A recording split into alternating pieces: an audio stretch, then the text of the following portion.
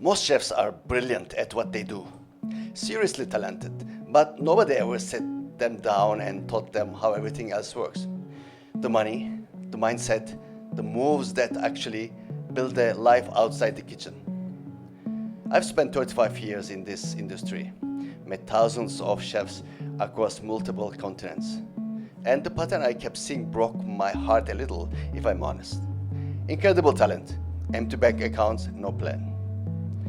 That's exactly why this channel exists. My name is Yusuf Yaran, best-selling author of The Rich Chef, Poor Chef, Guinness World Record holder, culinary Olympian who competed for Turkey on the world stage, researcher and financial markets trader.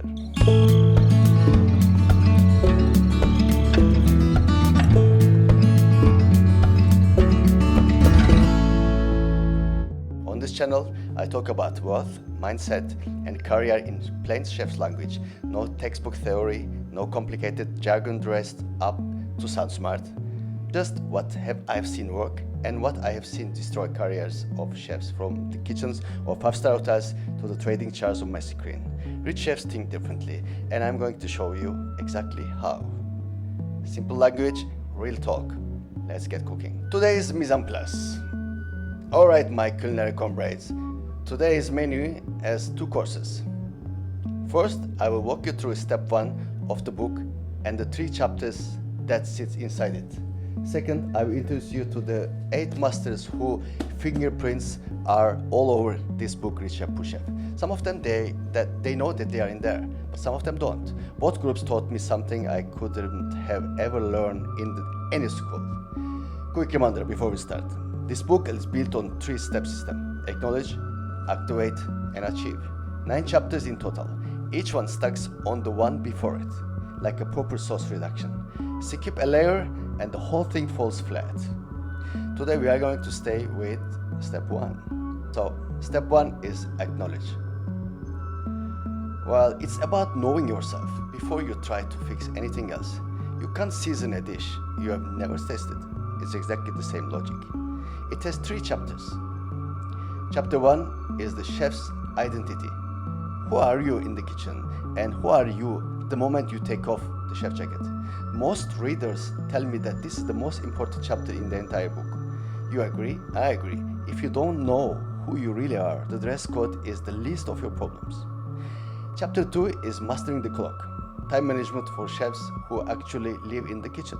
Not the LinkedIn version, not the productivity guru version. I tell you straight, time is worth more than money.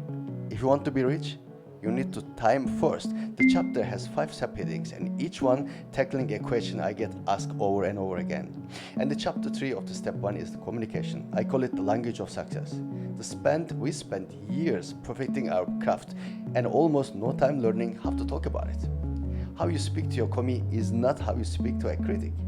Not how you speak to an investor, not how you speak to a team member after a brutal service. Different palates, different recipes. That's step 1 in 90 seconds. The next video will go deeper in step 2 and step 3. It's all about this book, where everything started. Now we talk about the 8 masters you need to know about. Now let me introduce you to the 8 people. No ranking, no favorites, each of them shaped a piece of how I think today. Pairet. I met him in October 2001 by pure accident. After September 11, my contract with an American hotel got suspended. I was about to start as an assistant pastry chef. Instead, I got a phone call about a new specialty restaurant called Cam, which means Turkish. In Turkish language, which means glass. Pairet had seen my CV. The interview that followed taught me how to assess a real chef.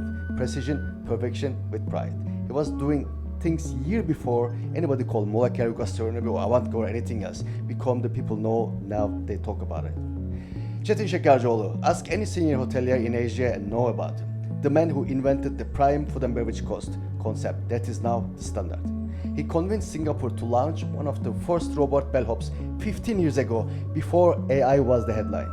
He built the best practices library across an entire group long before anyone called it knowledge sharing. Firm, fair, quite a legend. Maximilian Thomae, German by birth, more Turkish than most Turkish I know. He came to Istanbul in 1993 from Tatris, one of the Europe's best 2 Michelin star restaurants. He invented young Turkish cuisine. He was the first captain of the real Turkish national culinary team. He created salmon pastrama and the dishes that still confuse people technically. We call him the genius for a reason. Fabrice Canelle. We lost him this year. Turkey owes him the version of elevated French cuisine that's now considered the standards for elegance in Istanbul. He signed weddings, hosted events in forgotten castles, and he took a few of us, myself included, to Japan and to Europe to represent Ottoman cuisine on a world stage. Rest in peace, chef. Jean-Michel Offe. Most of Asia knows him as JMO. He showed the world that chefs are not basement workers. He went from executive chef to executive vice president in the corporate world, and now he runs his own food and beverage empire across Asia, the Middle East, and Europe. The first time I met him in 2007 in Manila, later during a hotel opening in Boracay, Philippines, in February 2009. He gathered the entire food and beverage team at 5 a.m. and said one sentence I still remember: one team, one way towards excellence. Gael Moureau. He went from running a French restaurant in Jakarta that became one of the best in Asia, to a corporate chef, to vice president for beverage and food at a luxury group, over 100 hotels globally. I spent 3 days with him in Hong Kong in 2010. This person knows everything goes on in the entire kitchens from the place that he sits. That kind of clarity is very rare. Carlo Bernardini, the Italian, the chef who introduced Istanbul to fine dining the way the world understands it. I worked in his kitchen back in 1996 before I joined the army. He taught me team spirit before team building was a buzzword. We had to be tip-top every item, every shift. He refused to call any guest VIP. To him, every guest was a VIP. Eyüp Sabri Yunusoğlu. Many chefs call him the grand chef of the grand chefs. Exceptional cook, but more than that, a leader, a teacher, a brother, and a great keeper of secrets. I have not come across anyone with stronger ethics in this industry than him. If something is black, there is no chance he calls it gray. He was the standard bearer of young Turkish cuisine when it was first launched 2005 in Ataköy, Istanbul. Many of today's celebrated Turkish chefs take their hat off the moment he walks into any room, including myself. So, these 8 are just the start of the list. The series will continue. I will tell you about my very first chef, the one who pulled me off a soccer field located in Culinary, Istanbul in August 1990 and dropped me into a kitchen, and many more after that. If you want the full story behind these chefs and the full 3-step system, the book is at richchefwhochef.com. Links is in the description. Subscribe so you don't miss the next video where we move into step 2, activate, where the real heat starts. Until next time, stay sharp and keep cooking.